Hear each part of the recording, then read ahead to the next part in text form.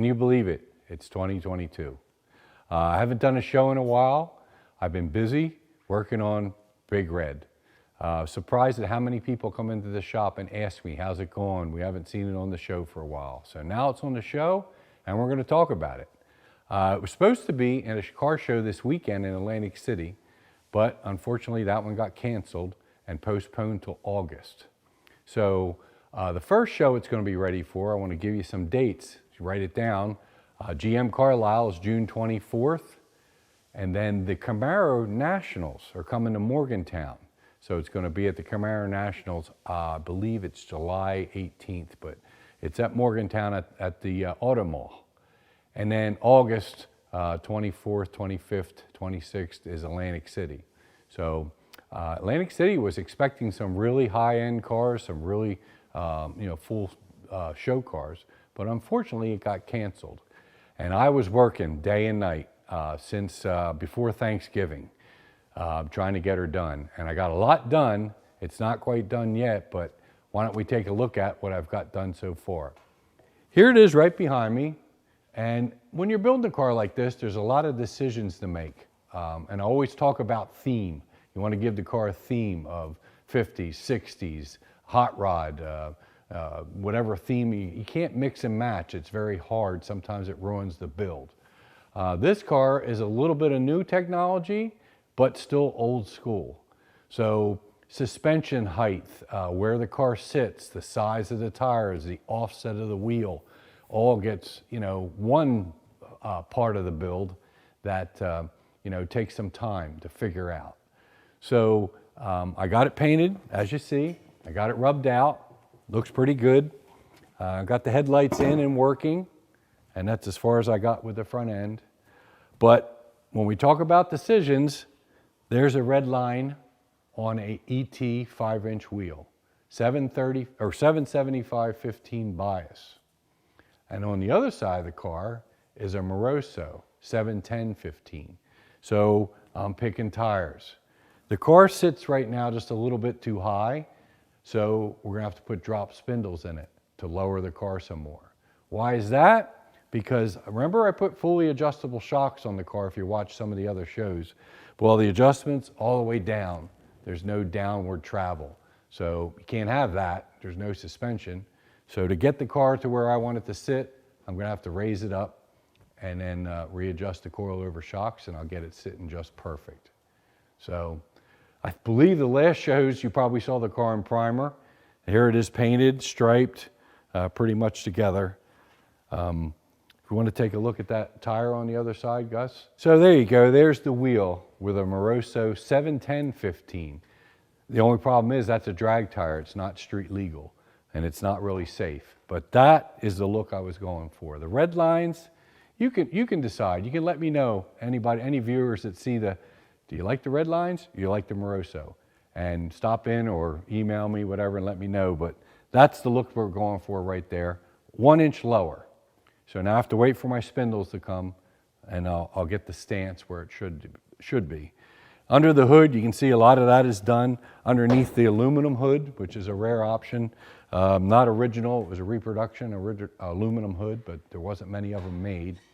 This is trunk paint, clear coated. It's a nice finish. I did cut the hood and modify the hood to accommodate the cross ram, so it looks like a cross ram hood. Gloss inner fender wells, the white headers, and a lot of those pieces are back in. Right now we're doing wiring under the hood and under the dash, which I'm going to show you in a minute, the wiring process. But, a lot of time was taken to fit these gaps. There used to be a hole here for a bumper bracket. Well, I'm never going to run a front bumper, and if I wanted to, I still could. I filled that in. Billet side marker lens, just to give it something a little different than the stock. And tinted glass all the way around, the side glass. The windshield is factory tint. This is like a smoke gray. Polished all the stainless steel. Remember when I was doing the body work, I was fussy with the gaps here. It's a hard part on a Camaro or Chevelle or a lot of these older cars to get the stainless, fitting nice. So it's rubbed out pretty much, but it'll get shinier once I'm done assembling it. Once it's done being assembled, it'll get buffed again, and It get really, deep. But painted the bottom black. And can you get the back tire, Gus? The back tire, pretty much where I want it, maybe a little lower. 12-inch ET mags, mini tubbed. And the back end of the car is something you got to see. So let's go to the back, Gus. So here's the back end of Big Red. And whether our viewers know it or not, some of you saw it before, this was Kelly's first car, my wife, when she was 15. Between us, we've owned it for 45 years. This is the fourth time that I'm building a car. 79, 85, 91, and now this build. This build's the best by far. And when we talk about these cars and talk about their value, any car, whether it be a Camaro, Mustang, or whatever, there's always levels. We always talk about levels. If you got a Camaro and you see one on Barrett Jackson that's $125,000, you think yours is worth that, well, it better be up to that level, meaning the underside of the car, the quality of the build, the parts that were bought. You can't take a bunch of cheap parts and put a paint job on a car and expect it to be, a $125,000 car. So this time, fortunately, I sold a couple cars and I had the money to do this car to the highest level it's ever been. So number 4 is the last time and it's the best time. So, and I did it the way I wanted it. When I did it the last time in 91, I tried to do it factory correct to make it look like a real 68 Z28. This time, it still looks like a 68 Z28, but a couple things are changed. Notice the back tail panel is black. Now, if you had a big block Camaro, it was black in here from the bumper up. A lot of the old racers, Jenkins, and a lot of the early drag racers back in the day blacked out the whole tail panel. I wanted to do that, so I did it. Something different. If you remember the old car, if you look at old pictures, it was red, and Big Red was written in black. Now it's the opposite. Also, there's 67 Rally Sport taillights. I had 67s in it when I built the car in 85, and then in 91 I changed it to 68 because this car is a 68. The difference is the 68s had a divider in the middle. I like the 67s better. They're cleaner. So I chose the 67s. The rear spoiler is from Ken Diggett, Bitchin' Rides. If you ever saw it on cable, he makes this out of carbon fiber. It's laid down, doesn't stand as straight up as a stock Camaro. Expensive, but it's worth it when you're building a car of this level. It's just not a regular old street car you're going to go, and leave out in the rain and drive. This car is going to be a show car. I'm still going to race it. And things like the wing and the back bumper. If you remember some of the other shows, I sectioned the back bumper right down the middle, narrowed it, tucked it into the body just a little bit, and then welded the hole shut in it and had it re-chromed. So it's one solid bar. Just things like that make the car special.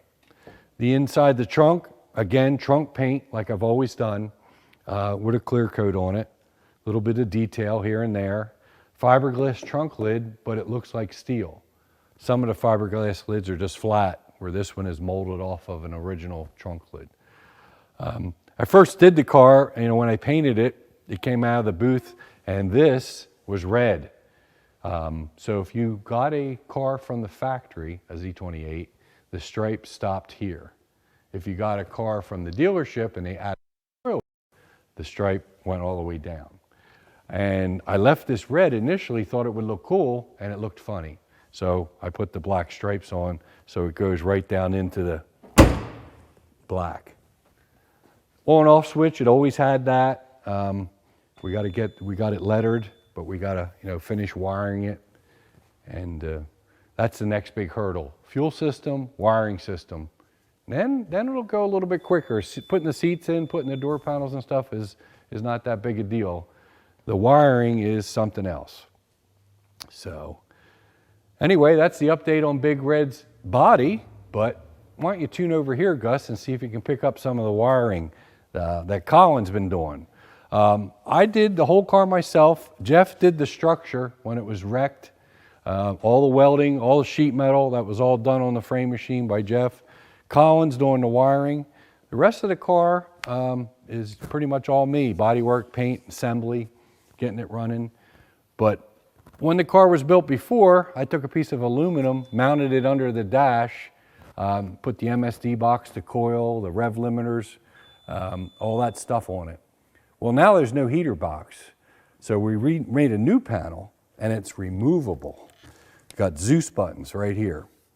So you don't have to lay on your floor or on your back when you have a wiring issue or if you want to make a change. Like when I put the Paraglide in it and I want to put an air shifter in it, I can pull this whole panel out, rewire it, and put it back. But Colin's in charge of this.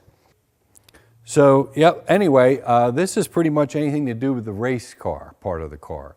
It'll still have a factory fuse block. All the factory options will be run through the fuse block, but this is all the MSD and the race car part. And the back of it looks something like this. All the wires are marked. You got this really nice wire loom, and it's Weathertech connectors, relays again. So a lot of time in the wiring. Now the gauges, so original Camaro gauges were 2 pods. This is autometer setup. Again, not cheap, but it's all of the autometer Pro Comp ultralight gauges, silver. And then this is wired to a harness with plugs that'll plug in to my original harness for your turn signal indicators, your high beam, and your lighting. All the wiring though for these gauges, they're all electric, speedometer, the water temp, oil temp, they're all electric. Be separate of the original car's wiring harness. But pretty neat, pretty clean, and I never, in racing, I always had the gauges down below. Nostalgic, looks cool, but they're not right in front of your face like this, so that's gonna be nice. LED light bulbs. There's so many different kinds. You can get $2 ones, you can get $20 ones. So LED lights in the dash, and LED lights throughout the car. There's an LED side marker for Big Red in amber. So the front ones will be the correct amber color and the back ones will be clear white. There's an LED backup light. Bright as can be, don't take near as much juice. So again, Big Red will look old. It'll have the old history about it. A lot of the race car features are still on it, but a little touch of modern where it counts, like lighting. The old yellow light is not as cool as that's an amber one for the front parking lights down low. Again, expensive, probably, Colin said about $120 worth of light bulbs to do the whole car, compared to probably $20 to do it in standard, but what a difference it'll make. You don't want to waste your money, but you want to put it to where it's going to do good and make the car really pop. On the other hand, switches, you can buy a switch panel off the internet, Amazon, eBay, whatever, for 25 bucks that has toggle switches and roller switches, but I didn't want that. I didn't want that generic new car, import car look. I wanted nostalgia. So I actually built this out of a piece of scrap metal, lighted LED toggles, not rollers, start button. Instead of the label maker, which I used years ago, I had Paul Leach and his son, letter, fan, ignition, start in white. Little nostalgia, little modern. Again, you got to be careful. The modern gauges, a little old. You just have to make sure you do your homework before you buy stuff and keep the car on its same theme. New wiring harness throughout the rest of the car, electric windows, tail light harness, all pre-made, nice stuff. But just to give you an idea, this is the spaghetti that came out of the car. And there's more over there. This is only one box. And these cars only had electric windows. That's about the only option. And look at the wiring and stuff. Imagine the new cars with all the gadgets and cameras and stuff. The wires are smaller in the new cars. These are old heavy wires that carry amperage. where new ones are a lot better, or a lot smaller. But that's what we're doing to Big Red next. Get it wired, get the fuel system run, and maybe we can make some noise here pretty soon. So thanks for everybody for asking about her, but she's alive and well, and she'll be out all summer. Make sure you come out and see us. Now we'll head up front to the showroom. I got some stuff to show you up there about Wheels in Motion, my shop here at 525 East High Street in Pottstown. So here in the showroom, we have a newer model, 2017 Buick LaCrosse with 32,000 miles. We serviced it. It's a local car, senior citizen. She has 2 cars and she only needs 1. So if somebody's looking for a nice Buick, low mileage, look at the interior. It's really, really good shape. During this whole pandemic thing, used cars, good used cars are hard to find. Even new cars are hard to find. Look at some of the dealerships, they have no inventory. And I don't know when it's going to end. So if anyone needs a good used car, we have this one. We have a 2011 Cadillac DTS coming soon. It's not through our shop yet. We want to service it, we want to detail it. 118,000 miles. It's been maintained by us for many years.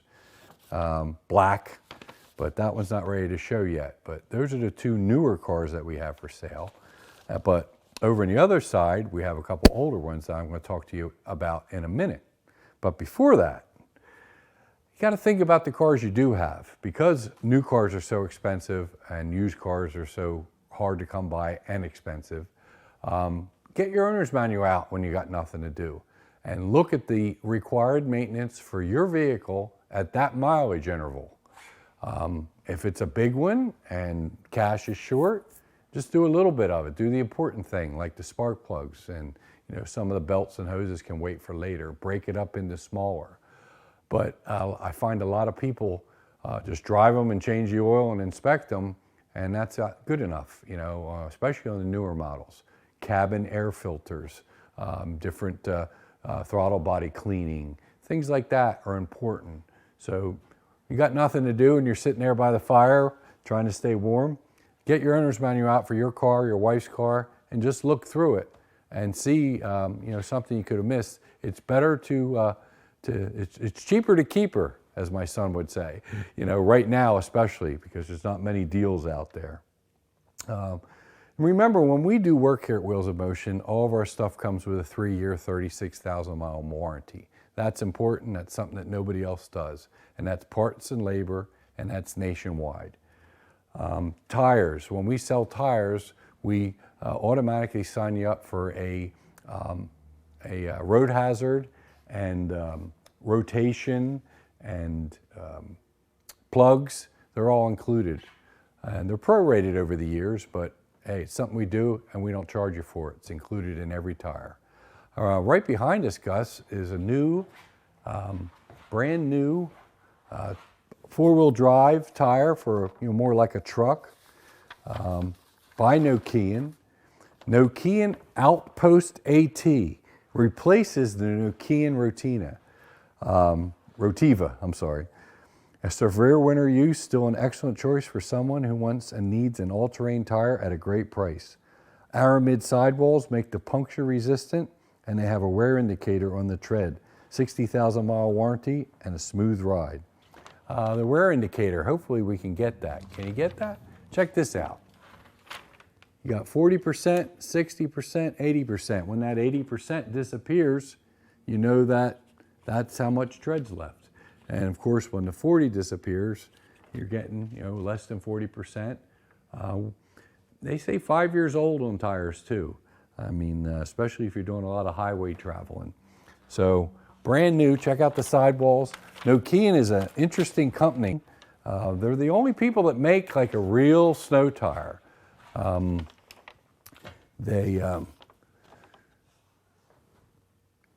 The Nokian tire line offers something for everyone, but they are known for winter all-weather tires. Being from Finland, they are the only tire company to have a winter proving ground for testing their tires.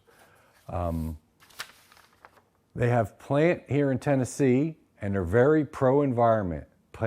Plant-based oils, carbon neutral facilities.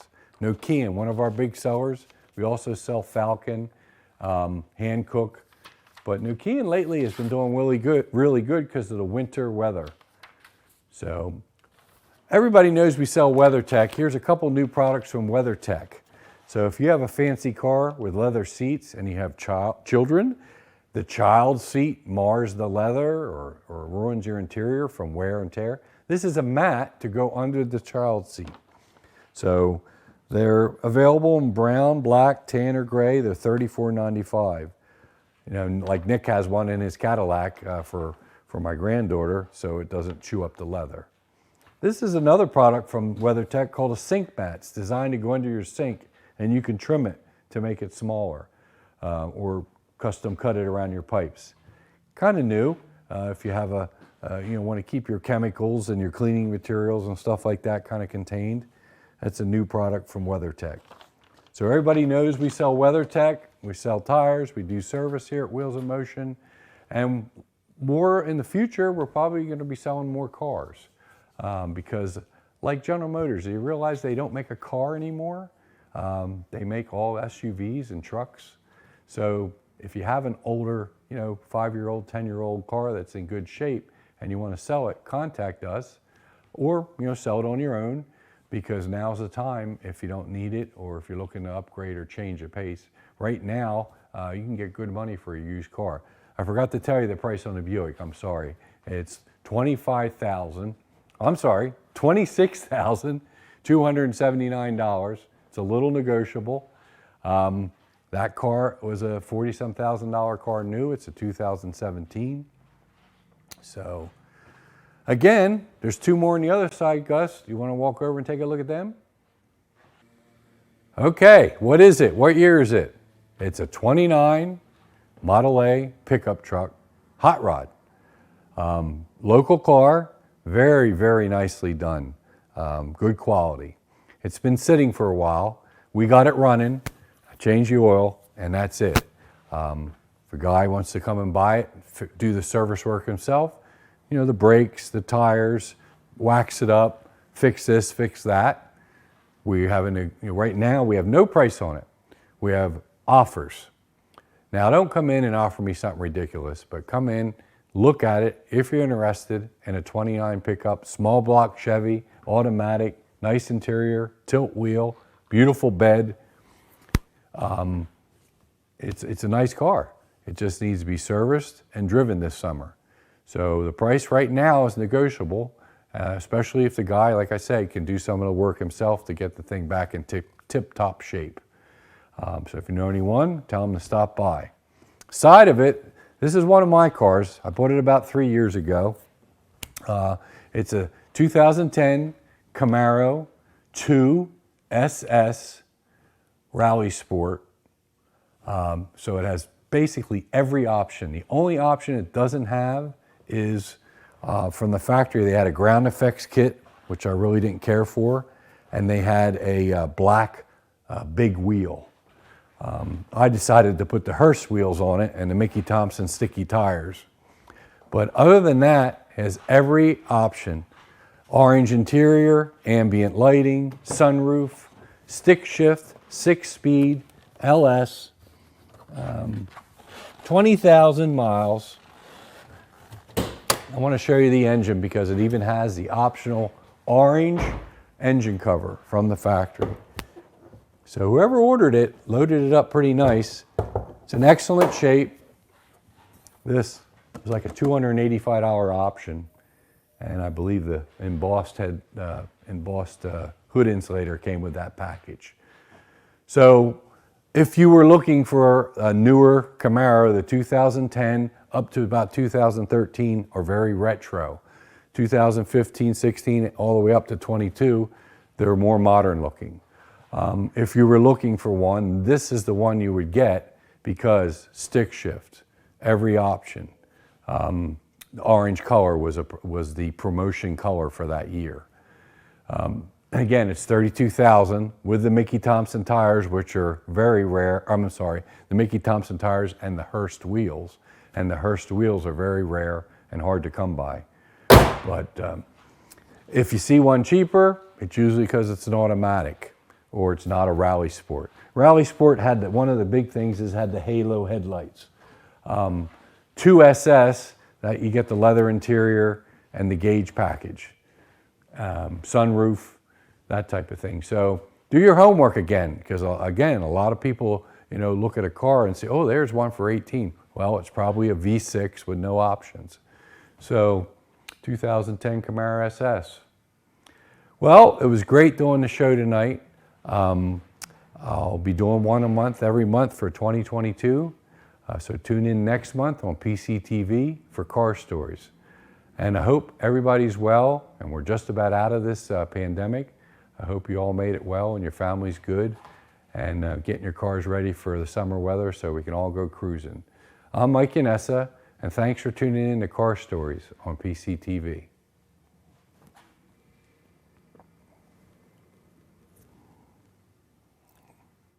Okay, boss?